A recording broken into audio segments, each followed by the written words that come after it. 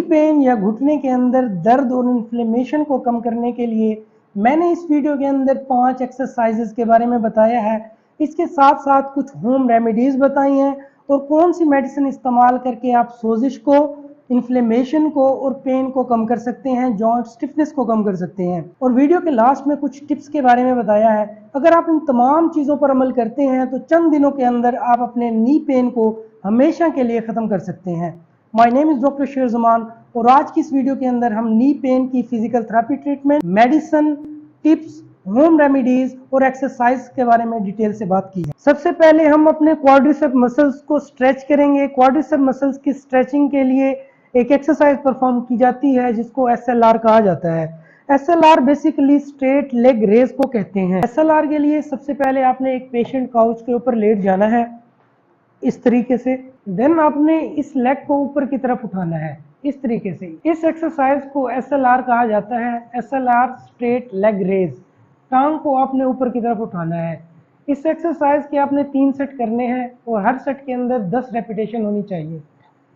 1 2 3। कोशिश करेंगे आप अपनी टांग को ऊपर हवा के अंदर 5 से 10 सेकंड के लिए होल्ड करें। ये क्वाड्रिसेप मसल्स की स्ट्रेचिंग के लिए एक्सरसाइज परफॉर्म की जाती है। फिर इसी तरह आपने दूसरी टांग को करना है 1 2 3। दूसरी एक्सरसाइज के अंदर हम अपने हैमस्ट्रिंग मसल को स्ट्रेच करेंगे। हैमस्ट्रिंग मसल को कई तरीकों से स्ट्रेच किया जाता है। क्वाड्रिसेप मसल्स को स्ट्रेच करने की एक और एक्सरसाइज भी है। आपने इस साइड पे खड़े हो जाना है और अपना एक हाथ आपने एंकल जॉइंट पे पकड़ लेना है। आपकी पोजीशन स्ट्रेट होनी चाहिए और इसको आपने पीछे की तरफ मूव करना है और आपने ये 10 से 15 सेकंड के लिए होल्ड करना है। देन इसको फिर छोड़ देना है। हमारी जो अगली एक्सरसाइज है उसका नाम है स्टेप अप। हमारी ये फिंगर्स हैं ये ऊपर की तरफ होनी चाहिए ताकि ये जो काफ मसल्स हैं इनके ऊपर स्ट्रेच पैदा हो। इस एक्सरसाइज की वजह से हमारे काफ मसल्स के अंदर स्ट्रेच पैदा होता है और अगर काफ मसल्स के अंदर मसल एट्रॉफी हो चुकी है, मसल सिकुड़ चुके हैं, तो उनको रिलीज करने के लिए, उस पेन को कम करने के लिए ये एक्सरसाइज परफॉर्म की जाती है। और स्टेप अप एक्सरसाइज आपने इस पोजीशन को होल्ड करना है और ऊपर की तरफ मूव करना है। 1 2 3 4 5 6। आपने 3 सेट करने हैं और हर सेट के अंदर 10 रेपिटेशन होनी चाहिए। नेक्स्ट जो हमारी एक्सरसाइज है वो साइकिलिंग। साइकिलिंग की वजह से हैमस्ट्रिंग, क्वाड्रिसेप मसल्स और काफ मसल्स ये तीनों ट्रेन होते हैं। आपने 10 से 15 मिनट ये साइकिल को चलाना है। इसकी वजह से देखें आपके काफ मसल्स, हैमस्ट्रिंग मसल्स और क्वाड्रिसेप मसल्स ये तीनों ही एक्टिवेट होंगे और पेन को कम करेंगे और इन मसल्स में स्ट्रेंथ पैदा होगी। सबसे पहले जो होम रेमेडी है उसको आइसिंग थेरेपी कहा जाता है। आइस या बर्फ हमारे नी के ऊपर अप्लाई की जाती है। आइस अप्लाई करने का ये फायदा होता है कि नी के अंदर जितने भी इन्फ्लेमेशन होती है या सोजिश होती है जिसकी वजह से पेन पैदा होता है, ये उस इन्फ्लेमेशन को कम करती है।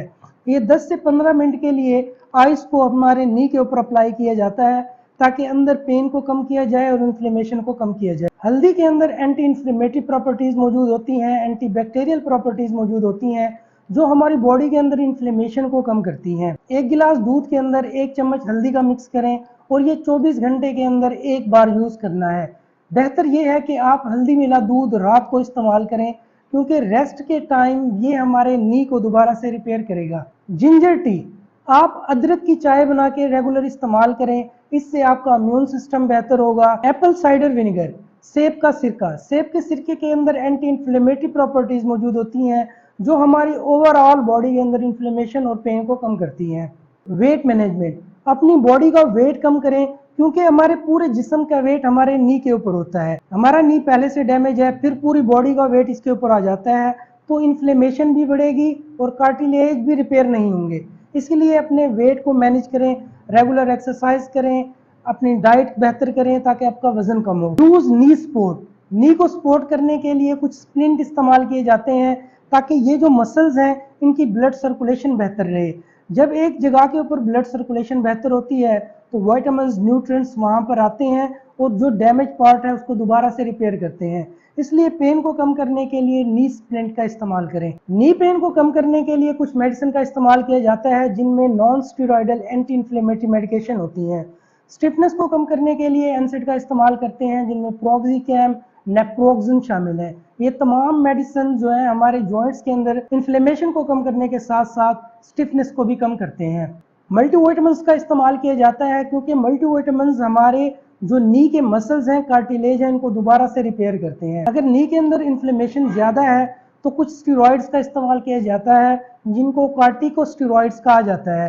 इसके इंजेक्शंस भी होते हैं और टैबलेट्स भी होते हैं जो दिन में 2 बार इस्तेमाल की जाती हैं। उम्मीद करता हूं कि आपको ये वीडियो पसंद आई होगी। अगर आपको ये वीडियो पसंद आई है तो मेरे इस चैनल को लाइक करें, शेयर करें, सब्सक्राइब करें और कोई भी क्वेश्चन हो तो आप कमेंट सेक्शन में हमसे पूछ सकते हैं।